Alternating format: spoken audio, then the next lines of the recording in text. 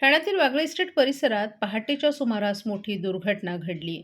शांतीनगर येथील नूतन नीलम अपार्टमेंटमध्ये स्लॅब कोसळून 3 जण जखमी झाल्याची घटना घडली. नूतन नीलम अपार्टमेंट हनुमान मंदिराजवळील ए विंग या तळ+5 मजली इमारतीच्या 5व्या मजल्यावरील रूम नंबर 501चा स्लॅब थेट 4थ्या मजल्यावरील रूम नंबर 402 वर कोसळला. ही इमारत अंदाजे 30 ते 35 वर्ष जुनी असून C2B या धोकादायक प्रवर्गात ती मोडते.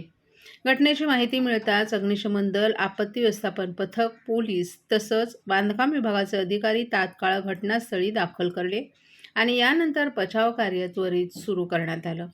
या दुर्घटनेत 3 जण जखमी झाले आहेत. 60 वर्षीय गजेंद्र प्रसाद यांना उजव्या खांद्याला फ्रॅक्चर झाले, तर 25 वर्षीय प्रिन्स यादव यांच्या उजव्या पायाला फ्रॅक्चर झाले. तसंच 23 वर्षीय प्रदीप यादव यालाही दोन्ही पायांना गंभीर दुखापत झाली असून त्यांची प्रकृती चिंताजनक आहे. जखमींना प्रथम मातोश्री गंगूबाई संभाजी शिंदे रुग्णालयात दाखल करण्यात आलं. त्यानंतर प्रदीप यादव यांना पुढील उपचारासाठी फोर्टिस हॉस्पिटल भांडूप येथे हलवण्यात आले.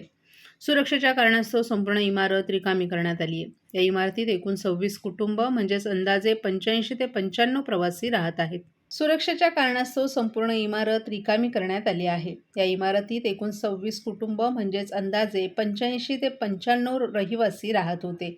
या सर्व रहिवाशांना तात्पुरत्या स्वरूपात ठाणे महानगरपालिका शाळा क्रमांक 38 येथे स्थलांतरित करण्यात आले. दरम्यान इमारतीची ए आणि बी विंग पूर्णपणे सीलबंद करण्यात आली असून पुढील कारवाई ठाणे महानगरपालिकेकडून केली जाणार आहे. सुदैवाने या घटनेत कोणतीही जीवितहानी झाली नाही. मात्र जुन्या आणि धोकादायक इमारतींचा प्रश्न पुन्हा एकदा ऐरणीवर आला असून या घटनेचा पुढील तपास सुरू करण्यात आला आहे.